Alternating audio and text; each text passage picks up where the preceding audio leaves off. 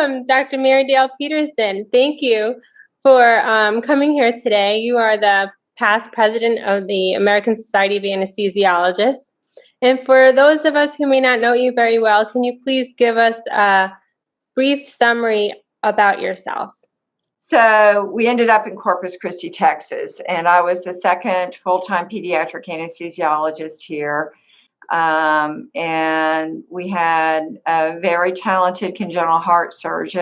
I immersed myself in the congenital heart work. We had residents that rotated through from UTMB and, a couple, but it was hard those, first few years. I came with a newborn baby, and the person I joined decided he needed some vacation. So I was by myself the first month doing 234 cases, 30 open hearts, newborn baby, husband that I never saw because he was starting his practice. And we were on every other night call, both of us, for the first 5 years.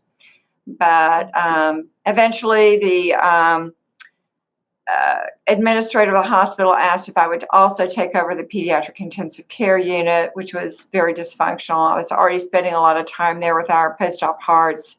So I did that, got boarded in critical care medicine, and eventually I got a master's in healthcare administration and was tasked with doing some more administrative things. Eventually was asked to become part of our new health plan, Medicaid health plan that the Children's Hospital formed. Eventually became CEO and president of the health plan, and then a couple of years ago I moved over as the chief operating officer and executive vice president for the health system, which includes the health plan, the hospital, and the physician practice group. So that's kind of the nutshell. I have 3 sons, and one of whom is an anesthesiologist and in private practice in Austin. Wow, that's amazing. Thank you. You're very accomplished. You're really inspiring, I have to say. It's amazing to get a chance to talk to you. So thank you. Which leadership roles early on in your career were most influential in attaining your current position as COO? Well, I started out, I eventually managed the practice. So it was a kind of a hybrid practice. So the faculty at that point in time, it's not the same now. We're from UTMB, but it was really kind of on its own, so to speak. Mm-hmm. Subsidized. Basically, you have to make it whole. And so that was when I said, well, let me take over the billing. People don't understand when they get a bill from Galveston when they've had care in Corpus Christi, right?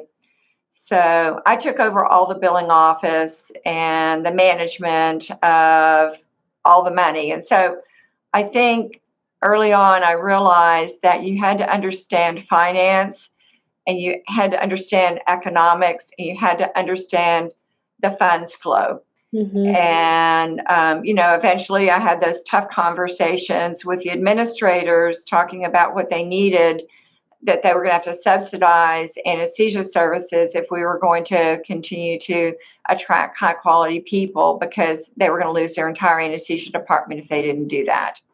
And so I think moving into that role as heading the group and taking over the office and hiring a business manager, renegotiating all the managed care contracts, doing all of that, I think was a good entrance into, where I eventually ended up. And then, of course, later on, I formalized that education by getting a master's in healthcare administration at Trinity, wanting to understand a little bit more about, hospital finance and all the other things that go along with it.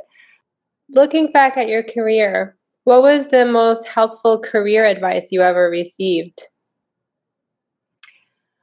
Well, I guess when I was going off, trying to figure out medical school, I worked my way through college, and I was struggling to figure out how I would do that in medical school.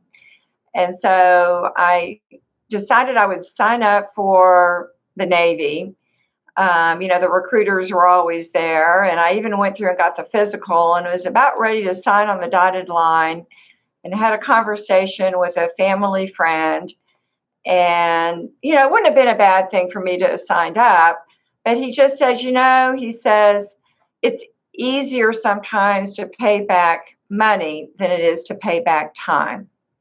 Mm-hmm. And so, and then I got a scholarship and I got a loan and I got a job, a part-time job. And so I was piecing together the financing and figuring out that I probably could do it on my own. And, you never know those forks in the road, because eventually as a senior medical student, I met my future husband. And I don't know, our lives would probably been just as good, but it would have, created complications because he wanted to go right into private practice and those kinds of things. Mm-hmm. And I know in the Navy, which is wonderful. I have a lot of friends that have been in the military. My dad was a colonel in the Army. And so, that's a good choice for a lot of people. But that was one piece of family advice that I got, I guess, that was impactful to the path I chose. Mm-hmm. I guess the other one was actually in medical school. And I was actually matching in pediatrics and took an anesthesia rotation sort of late. And one of the women faculty actually took me aside and said, you would really be great in anesthesia. And I really enjoyed the rotation. And so I worked out a deal with the chair of the Department of Pediatrics and the chair of anesthesia to actually do both. Mm-hmm. And so I think that was another impactful conversation that I had. Otherwise, I might not have become an anesthesiologist. I just think it shows the impact that a faculty person can have on a medical student. Mm-hmm. Yeah, we all have those influences. I went to Stony Brook for medical school, and Dr. Glass, he was the chair at the time, and I told him, I want to go into anesthesia. And he just was like, okay, come to the operating room and I'll show you around. And watching him that day and working the rest of that week with him, it was fascinating. And I was like, this is it.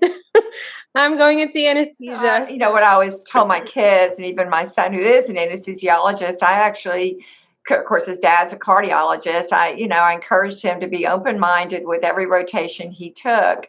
But then in his third year, he had a choice of taking vacation, going to Africa on a mission trip, and he named like 30 things.